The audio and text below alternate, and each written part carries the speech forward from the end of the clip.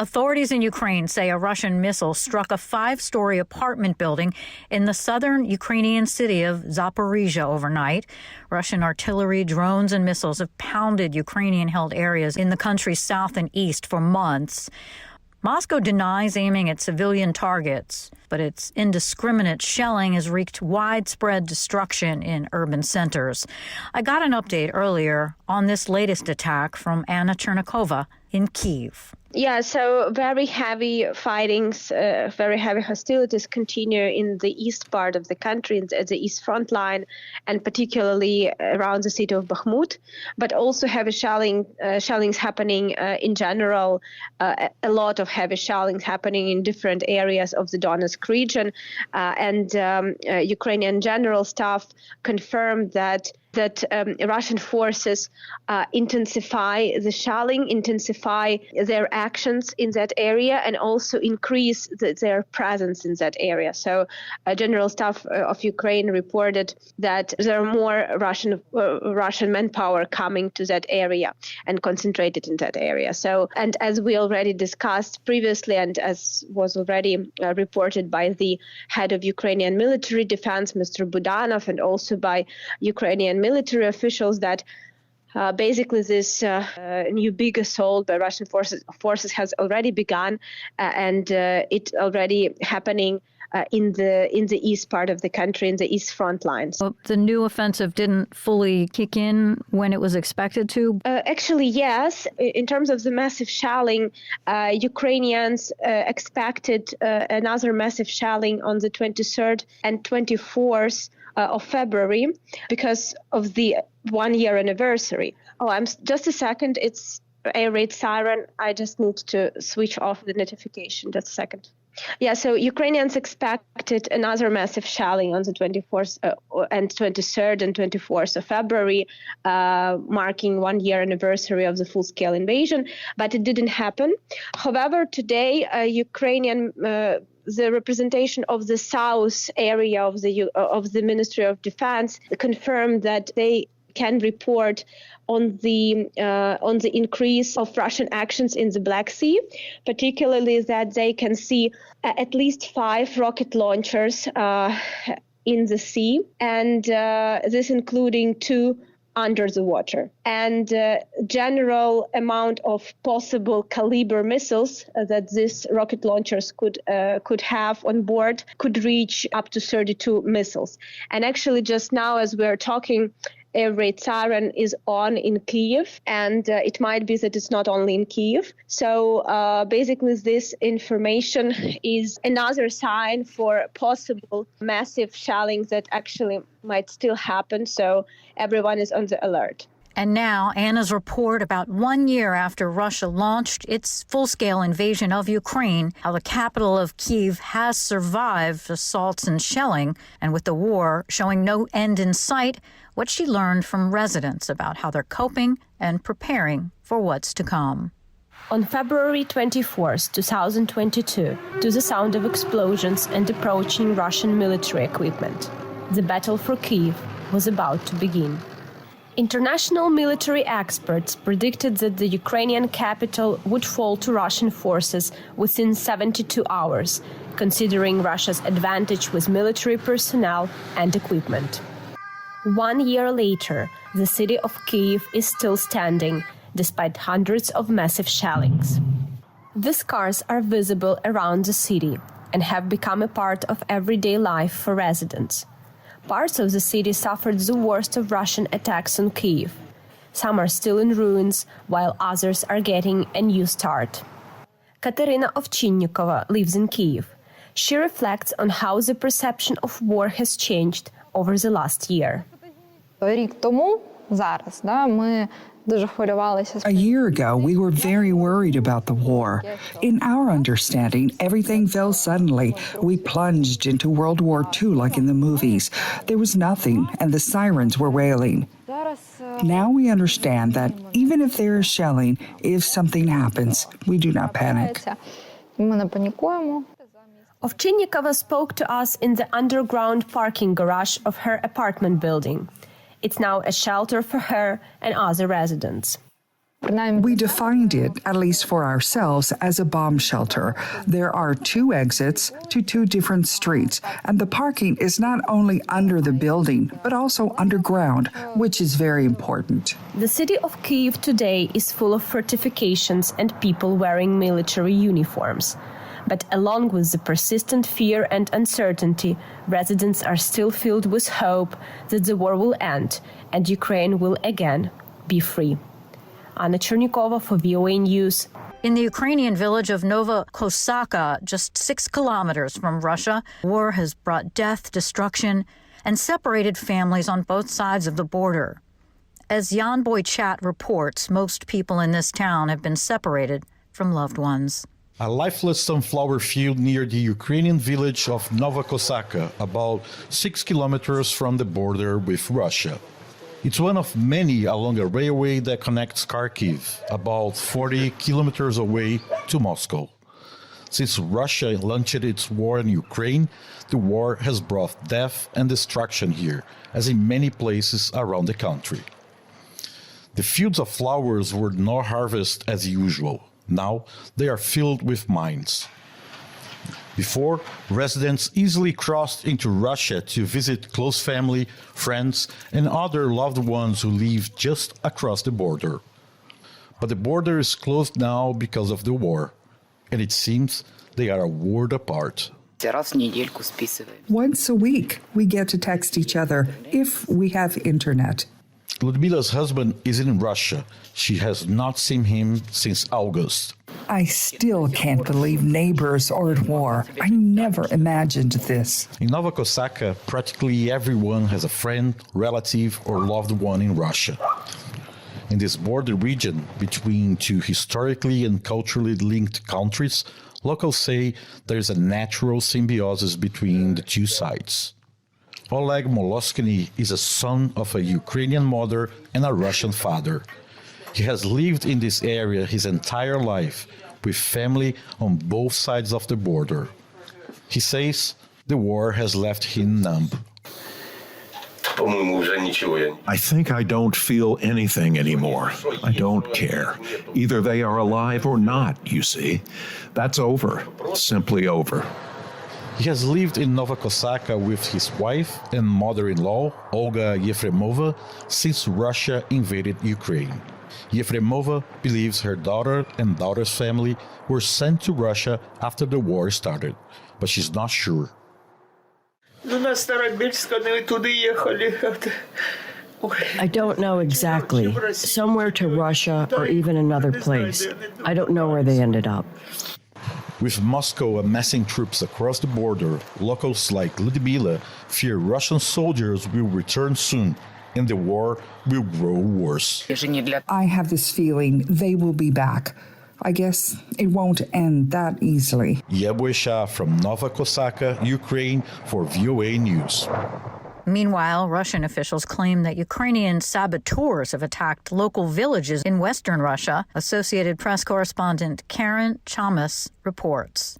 Russia's Federal Security Service said fighting with Ukraine's sabotage unit was taking place in Russia's Bryansk region. If confirmed, the fighting would be a further sign that Ukraine is looking to take the fight into Russian territory. Earlier in the week, the Kremlin said Ukrainian drones had flown deep into Russia, one as close as 100 kilometers from Moscow. Thursday's apparent incursion comes as an embarrassment for Russian President Vladimir Putin, since it comes just days after he ordered the Federal Security Service to tighten controls on Russia's border with Ukraine. I'm Karen Chamas. And as top diplomats from the group of 20 nations meet in India, VOA's Steve Miller tells us U.S. Secretary of State Antony Blinken has spoken briefly with Russian Foreign Minister Sergei Lavrov amid rising tensions. U.S. officials say Blinken and Lavrov spoke for about 10 minutes on the sidelines of the G20 conference in New Delhi. The short encounter marks the first time the 2 countries have met at a senior level in months as tensions over Russia's war with Ukraine have soared and relations between Washington and Moscow have plummeted. A senior U.S. official says Blinken made 3 points to Lavrov. 1, that the U.S. support for Ukraine is solid and unwavering. 2, that Russia should return to the New START arms control treaty. And 3, that it should release detained American Paul Whelan. A day earlier, at a news conference before leaving Kazakhstan for the G20 summit, of which China will also be attending, Blinken says that he hopes Beijing will take the concerns of the U.S. and Ukrainian allies seriously. China can't have it both ways when it comes to the Russian aggression in Ukraine. It can't be putting forward peace proposals on the one hand, while actually feeding the flames of the fire that Russia has started with the other hand. Also, the secretary addressed the UN Human Rights Council virtually on Thursday. Blinken accused Moscow of repressing domestic critics and called on UN-mandated investigators to keep documenting Russia's alleged abuses. Governments that commit atrocities abroad are also likely to violate the rights of people at home. And that's exactly what Russia is doing. His address comes ahead of an expected speech by a senior Russian official, Sergei Ryabkov, who is due to appear before the same Geneva-based body for the first time since Moscow invaded Ukraine more than a year ago, and since Russia was suspended from the body in April of 2022. Dozens of Western ambassadors stood together to protest Ryabkov's presence at the United Nations in Geneva, holding Ukrainian flags. Steve Miller. You're listening to VOA's Flashpoint Ukraine. I'm Lori London. A year after the start of Russia's latest invasion of Ukraine, the first German-made tanks should arrive soon on the front line to support Kyiv's forces. Over the past 12 months, Germany and other European nations have tried to respond to the return of large-scale land warfare to the continent. Critics say they haven't acted fast enough, as Henry Ridgewell reports from Berlin. Ukrainian troops training on German-made Leopard 2 tanks in Poland. Berlin agreed to send 14 of the highly regarded tanks in January after months of pressure from allies. Britain and the United States are also sending dozens of their main battle tanks. But it's taking time. None have yet reached the front line, and Ukraine says it will need hundreds more tanks. Germany rejects accusations that it acted too slowly in arming Ukraine. We do well to carefully weigh all the consequences of our actions and closely consult on all important steps among allies, because this is a war close to us in Europe, a dangerous war.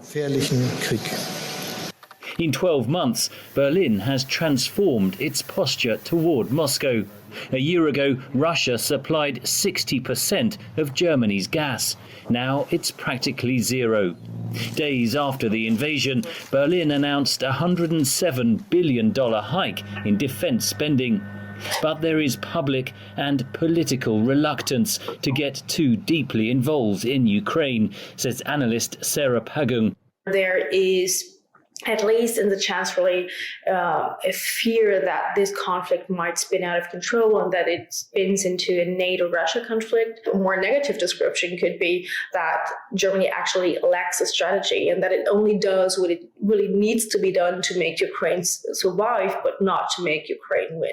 Critics say the West has been too cautious in confronting Russian President Vladimir Putin, and it must now step up. We're constantly, again, always thinking about provoking Vladimir Putin, crossing Vladimir Putin's red lines. But what about ours? I mean, again, we said after World War II, never again. Never again. Never again will we allow that kind of slaughter of millions of people to be slaughtered in a conflict in Europe. The return of conflict to Europe has revealed Western divisions. French President Emmanuel Macron said that Russia must be defeated, but not crushed. The Baltic states want a comprehensive Ukrainian victory. Britain is urging faster weapon deliveries. But overall, European support for Ukraine has proved surprisingly resilient, says Pagung. If you see the war dragging on for 2, 3, 4, 5 years, that may be a different story. The US support really is key to maintaining Western consensus as a whole. If we look at the numbers, we see that the US is basically providing half of the aid for Ukraine on its own. Ukraine says it urgently needs Western fighter jets, the next red line that NATO and its allies must confront.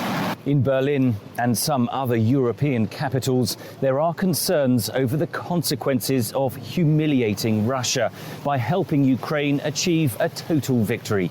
But critics of such caution say the greater danger lies in a Russian victory or a long, drawn-out conflict with greater human and financial cost.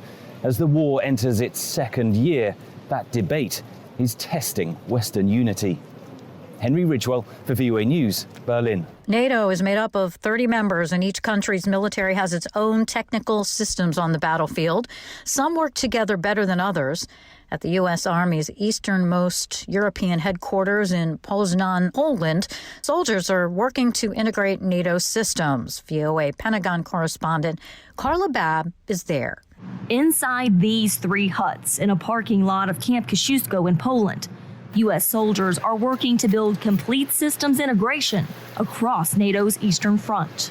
U.S. Army Colonel John Hosey. The picture would be potentially a U.S. radar system sees an incoming round, communicates that to a Polish fire direction center, and then ultimately that Polish fire direction center then sends the message or the fire mission to a Romanian firing platform, which then just executes the mission. Welcome to the U.S. Army's new Interoperability Lab, or iLab. It's a hands-on space for NATO allies to tap into U.S. military technology to adapt and improve their own communications systems. Hosey walks me over to one of the comm systems on display. It looks similar to that screen between the driver and passenger seats of a car that displays the GPS or radio station. So this could be mounted in a vehicle as a command and control system where you actually would see a friendly forces picture. Picture this as like your Google Maps, if you will. You can send kind of like Waze, right? You can send events that are happening on the road. You can send it to the actual command and control system that's on a different computer. VOA could not see the systems at work due to operational security. But U.S. Colonel Tim Sikorsky says the iLab has been up and running for just a few months and is already fielding plenty of visitor requests. We've had representatives from Lithuania, we've had representatives from Estonia come out. I know we will be hosting folks from Poland and Germany in the future as we prepare for exercises. Here's why they say the iLab matters. Many Western nations have operated together for decades. Not so in Eastern Europe, where the majority of NATO countries did not join the alliance until 2004 or later. U.S. Lieutenant General John Kolashevsky, who championed the iLab, commands some 20,000 U.S. soldiers across NATO's eastern flank. What's different about the alliance now? I think that they see, the brutality of what has taken place in Ukraine, and there is a sense of urgency. There's a sense of purpose. And all 30 nations are united. United to deter Russian aggression and improve their ability to fight together, one technical system at a time. Carla Babb, VOA News, Camp Kosciuszko, Poland. 1 year after the Russian invasion of Ukraine, millions of civilians are displaced by the fighting. Some of those refugees remain in Europe. Others are in the United States. For VOA, Svitlana Pristinska